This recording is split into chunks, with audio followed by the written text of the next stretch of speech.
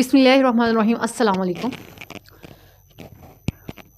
बिस्मिल्लाहिर्रहमानिर्रहीम अस्सलाम वालेकुम। Welcome back to smart by simplified channel. आज हम पढ़ेंगे चैप्टर 3 का सेल स्ट्रक्चर, जिसमें हम सेल मेम्ब्रेन को डिस्कस करेंगे। ठीक है, तो सेल मेम्ब्रेन जो होती है वो तमाम सेल्स में प्रेजेंट होती है। प्रोकैरियोट्स, जिनको हम बेसिकली प्रोकैरियोट्स और यूकैरियोट्स में डिवाइड करते हैं, एंड यूकैरियोट्स, आप इसको यूकैरियोट्स भी पढ़ सकते हैं। ठीक है, तो तमाम किस्म के ये जानदारों में प्रेजेंट होती है। तो डिफाइन करने के लिए हम कह सकते हैं कि a membrane that encloses the content, जितना भी कंटेंट है उसको इनक्लोज करने वाली जो मेम्ब्रेन है, जिसे उर्दू में आप जल्ली बोल सकते हैं, उसे हम क्या बोलते हैं? Cell membrane. जो तमाम सेल के कंटेंट को, तमाम ऑर्गेनेल्स को, स्ट्रक्चर्स को इनक्लोज कर देती है, बंद कर देती है, उसे हम सेल मेम्ब्रेन बोलते हैं। या outer covering that separates the extra cellular and intra cellular fluid. हाँ जी, उसके बाद ये जो होती है एज अ सेमी पोरस होती है, जिसे सेमी परमिएबल भी कह सकते हैं। सेमी पोरस का मतलब होगा कुछ कुछ यहाँ पे इसके क्या होंगे, यहाँ पे पोर्स प्रेजेंट होंगे। ठीक है, कहीं कहीं। और इसी वजह से ये क्या है, सेमी परमिएबल है, यानी कि कुछ कंटेंट को ये एंटर होने देगी, कुछ आयंस को, वाटर मॉलिक्यूल्स को, सिग्नलिंग मॉलिक्यूल्स को, अदरवाइज ये और चीज़ों को नहीं करने देगी। हर चीज़ को नहीं करती, हर आयन या हर केमिकल को, हर वाटर मॉलिक्यूल को, कुछ कुछ को करेगी। हाँ जी, यहाँ पे थोड़ा सा इसका स्ट्रक्चर डरा हुआ है, यहाँ पे देखें तो। ठीक है, छोटा सा एक पार्ट कैलें कट करके उसको यहाँ पे ड्रा किया गया है। हाँ जी, तो सबसे पहले इसको जो है हम इसकी कंपोजिशन देखते हैं, इसका हम स्ट्रक्चर आज स्टडी करने वाले हैं। सबसे पहले हम देखते हैं कि साइंसदानों का क्या किरदार है इसकी डिस्कवरी में। तो हमारे पास अमेरिकन जो है साइंटिस्ट आते हैं, जब भी हम सेल मेम्ब्रेन को डिस्कस करते हैं, तो सिंगर और दूसरा साइंटिस्ट है निकोलसन। ये 1972 में सेल मेम्ब्रेन की कंपोजिशन को बताते हैं।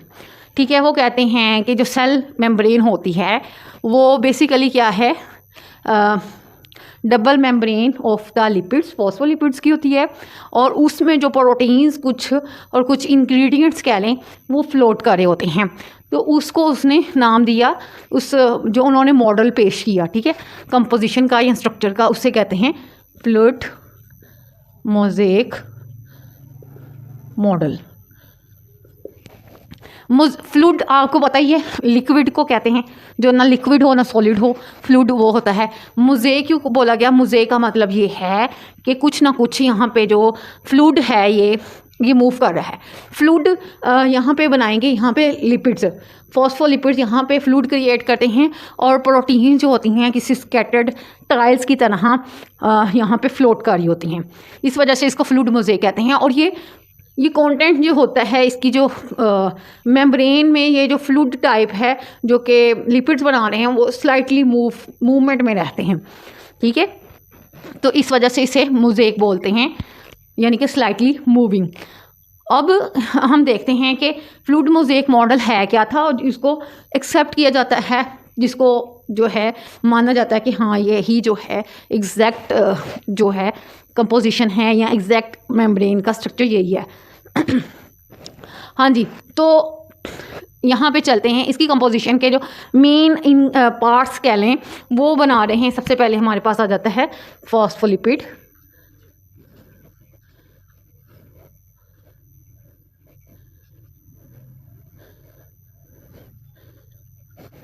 सेकंड पे आ जाता है हमारे पास कोलेस्ट्रॉल,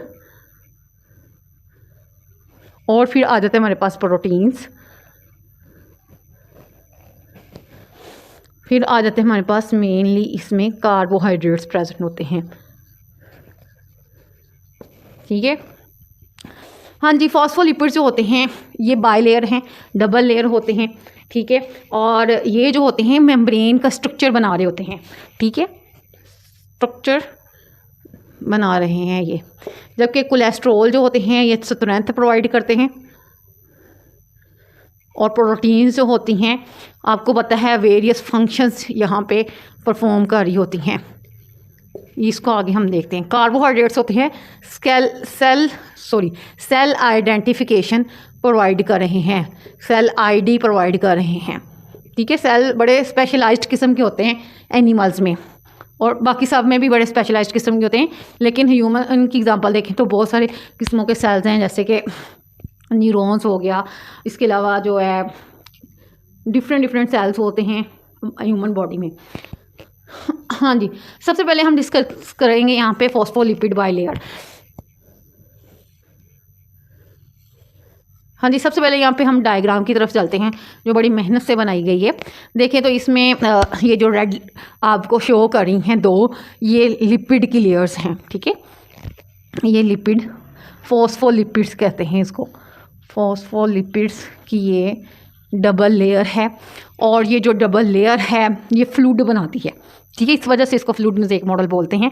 और इसमें जो फॉस्फोलिपिड्स होते हैं इस तरह से ये फ्लूइड बना रहे हैं। ये आपको स्ट्रक्चर यहाँ से इतना काट के अगर दिखाया जाए ये वाला, तो ये हमारे पास स्ट्रक्चर निकलता है। ठीक है, तो इस तरह से ये जो फॉस्फोलिपिड्स की लेयर हैं जो कि डबल हैं, वो इस तरह से फ्लूइड बना रही हैं। अब ये जो फॉस्फोलिपिड्स की लेयर हैं इसमें एक फॉस्फोलिपिड निकालते हैं ये वाला, और इसकी हम कंपोजिशन देखते हैं। हाँ जी, इसकी जो कंपोजिशन देखें ज़रा तो क्या होती है। लिपिड्स आपको पता ही है हाइड्रोफोबिक होते हैं। उसमें आप किसी चर्बी उठा लें कोई, तो आप उसमें पानी डालें तो वो दोनों मिक्सअप नहीं होंगे। ठीक है, वो जो चर्बी है, वो जो लिपिड है उसके अंदर डिज़ोल्व नहीं होगा वाटर के अंदर। तो बेसिकली इनकी जो नेचर होती है, ये जो शीट बना रही हैं फॉस्फोलिपिड्स, ये हाइड्रोफोबिक होगा। हाइड्रो मीन वाटर और फोबिक मीन होता है वाटर फेयरिंग। ठीक है, अब हम इसकी ज़रा और डिटेल देखें तो क्या होता है कि इसका जो ये एक फॉस्फोलिपिड है, अगर आप एक टांग इस तरह से उठाएंगे तो इस तरह से ये कुछ स्ट्रक्चर आपको फॉस्फोलिपिड का नज़र आएगा। इस तरह का स्ट्रक्चर होने के पीछे भी रीज़न है इसका, ये ऐसे क्यों नहीं थी। ठीक है, ऐसे क्यों नहीं है, तो ये जबकि असल में ऐसे है।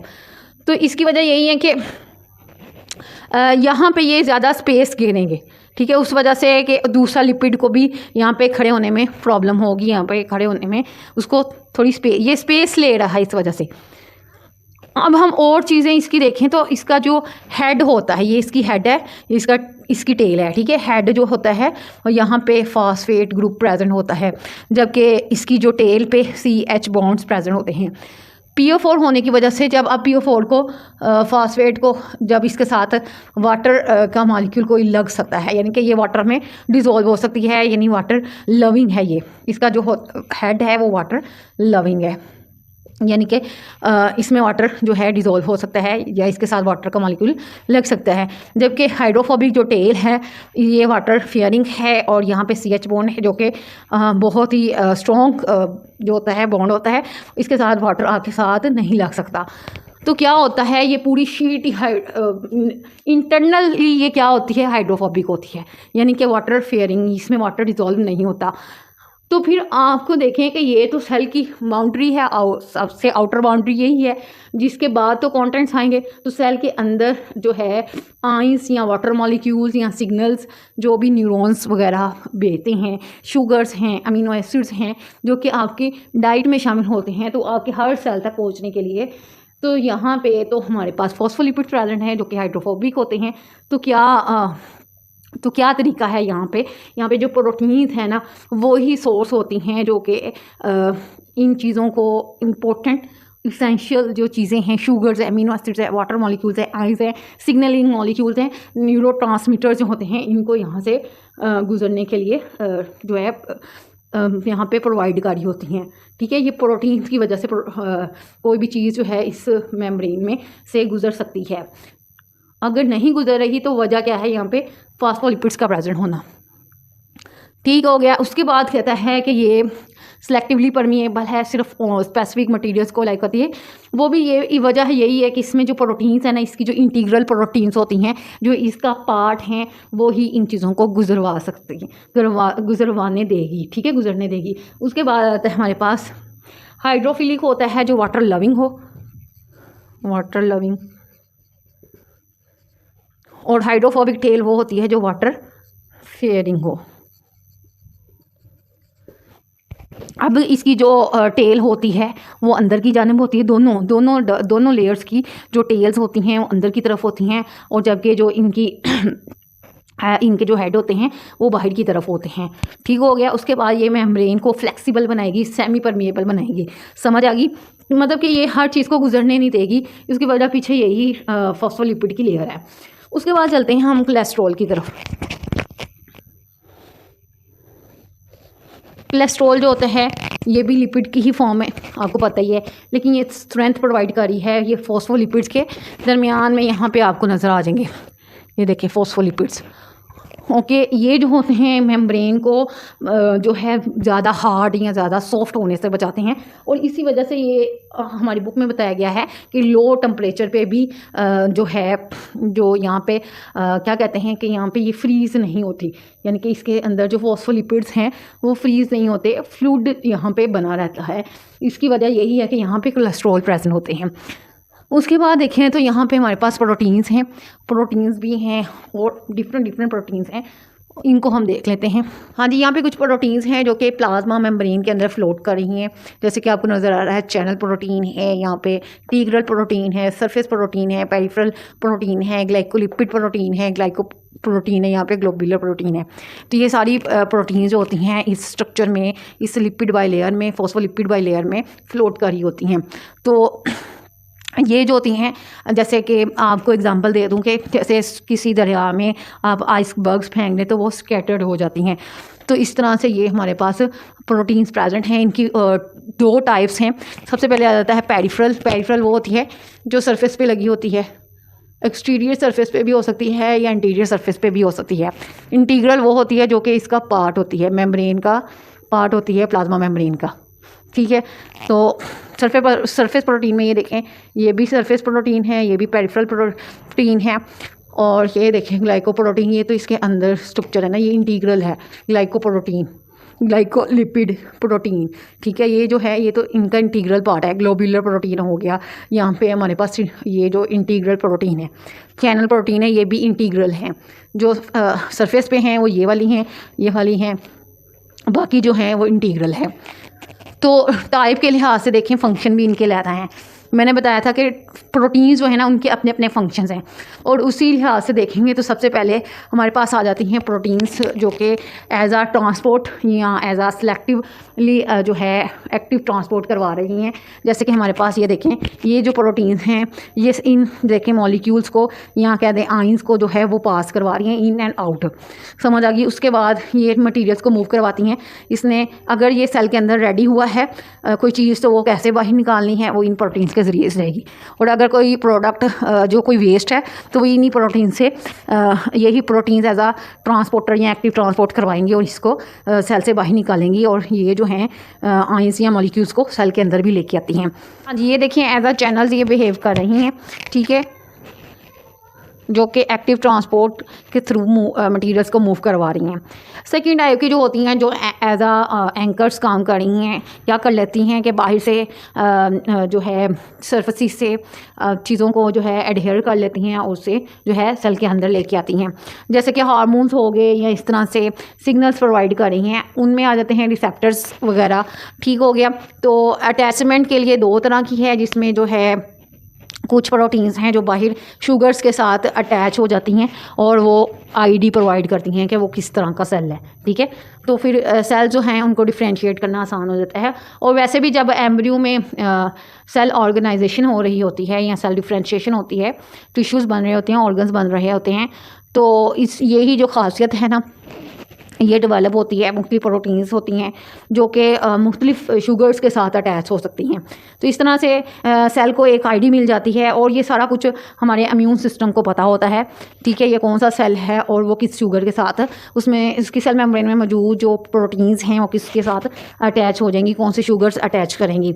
उसके बाद कहता है कि कुछ प्रोटीन्स होती हैं जो कुछ चीज़ों के साथ एडहेयर हो जाती हैं, जैसे कि हार्मोन्स वगैरह हो गया। तो इस तरह से क्या होता है कि वो चीज़ों को सेल के अंदर लेके आती हैं। जैसे कि यहाँ पे आपको नज़र आ रहा है कुछ प्रोटीन्स जो होती हैं एज आ रिसेप्टर्स जो हैं एक्ट करती हैं, यानी कि यहाँ पे कोई हार्मोन आया तो उसको जो है अटैच कर लेती हैं, अटैच करने के बाद उसको फिर साइटोसोल के अंदर लेके आती हैं।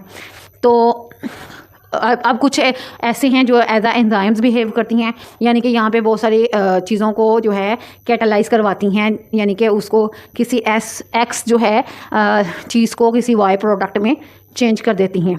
ठीक हो गया। जो होती हैं वो कुछ चीज़ों को के साथ एडहेयर हो जाती हैं और वो बाहर से जितने भी एक्सटर्नल फाइबर्स हैं उनको सेल के अंदर लेके आती हैं और वो एज आ एंकर ही बिहेव करती हैं। देखते हैं कार्बोहाइड्रेट्स। हाँ जी, कार्बोहाइड्रेट जो होते हैं एज आ आईडी प्रोवाइड करती हैं, आइडेंटिफिकेशन। कैसे ये सब कैसे होता है कि इसके जो एक्सटीरियर सरफेस पे जो हमारे पास यहाँ पे कार्बोहाइड्रेट्स प्रेजेंट होते हैं। ये कार्बोहाइड्रेट्स होते हैं शुगर्स की चेन्स बनाते हैं, शुगर चेन्स। अब ये शुगर चेंज होती हैं किसी न किसी प्रोटीन के साथ क्या करेंगी, एक बॉन्ड बना लेंगी, ठीक है, लिंक बनवाएंगी और वो क्या कहलाएंगी, जो शुगर के साथ अटैच होगा, जो शुगर चेन प्रोटीन के साथ अटैच होगी उसे ग्लाइकोप्रोटीन बोलते हैं, और जो शुगर चेन लिपिड के साथ अटैच होगा उसे ग्लाइकोलिपिड बोलेंगे। ये देखें ज़रा, ये ग्लाइकोलिपिड है और ये हमारे पास ग्लाइकोप्रोटीन है। तो ये जो है कार्बोहाइड्रेट्स की चेन होती हैं। ये आपको जो नज़र आ रहा है ये कार्बोहाइड्रेट्स हैं, ये वाले। ठीक हो गया। अब ये ग्लाइकोप्रोटीन और ग्लाइकोलिपिड जिन्हें हम कलेक्टिवली ग्लाइकोकैलिक्स बोल सकते हैं, ये species to species, individual to individual, within the species, यानी स्पीशीज़ के अंदर जो इंडिविजुअल्स हैं और फिर इंडिविजुअल्स के अंदर सेल्स, एक सेल टाइप दूसरे सेल टाइप को अलहदा करती है कि इनकी जो नंबरिंग है वो वेरी कर रही होती है। Species to species and individuals to individuals, और इवन के सेल्स टू सेल भी ये डिफ्रेंशिएट हो रहे होते हैं ड्यू टू द ग्लाइकोकैलिक्स। ठीक है, इस तरह से सेल्स को आईडी एक प्रोवाइड हो जाती है जिसमें ग्लाइकोकैलिक्स की तादाद और होगी, जिसमें कुछ और होगी, वो डिफरेंट मतलब वो डिफरेंट होंगे। तो ये ग्लाइकोकैलिक्स की वजह से हम इनको डिफ्रेंशिएट कर सकते हैं। और ये ग्लाइकोकैलिक्स जो सेल मेम्ब्रेन में पाई जाती है वो जो एक सेल को आईडी प्रोवाइड कर रही होती है। ठीक हो गया। तो ये आउटर सरफेस पे प्रेजेंट होते हैं कार्बोहाइड्रेट्स। प्रोटीन्स के साथ जो कंबाइन होंगे तो ग्लाइकोप्रोटीन, लिपिड्स के साथ कंबाइन होंगे तो ग्लाइकोलिपिड्स। इस तरह से ये सेल रिकॉग्निशन प्रोवाइड करते हैं, सेल कम्युनिकेशन प्रोवाइड करेंगे और प्रोटेक्टिव लेयर बनाएंगे जिसे हम क्या बोलते हैं, ग्लाइकोकैलिक्स। सो आपको ये लेक्चर समझ आया और पसंद आया हो तो अपने दोस्तों के साथ लाजमी शेयर कीजिएगा। चैनल पे नए हैं तो चैनल को सब्सक्राइब कर दीजिएगा, वीडियो को लाइक कीजिएगा। अल्लाह हाफिज़।